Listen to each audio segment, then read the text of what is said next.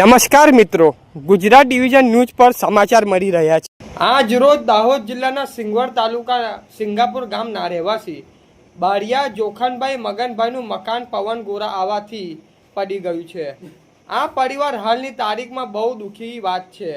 એ પરિવારમાં કુલ સભ્ય 6 થી 7 સભ્યો રહે છે અને એ પરિવારની તાત્કાલિક સમાચાર મળતા આમ આદમી પાર્ટી સિંગાપુર તાલુકા સીટના ઉમેદવાર અસ્મિતાબેન રાહુલભાઈ ડામોર અને આમ આદમી પાર્ટીના સિંગાપુર તાલુકાના સીટના યુવા મિત્રો અને આગેવાનો વડીલ ભાઈઓ તાત્કાલિક ધોરણે મુલાકાત લીધી અને આ પરિવારને દુઃખ છે કે પણ દુઃખના ભાગીદાર બનીએ અને પરિવારને મકાન બનાવવા બાબતે સરકારશ્રીને અને ગ્રામ પંચાયતના તલાટી સાહેબને રજૂઆત કરવામાં આવશે।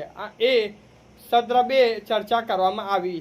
રિપોર્ટર વાદી બરવતસિંહ, લીમખેડા, દાહોદ।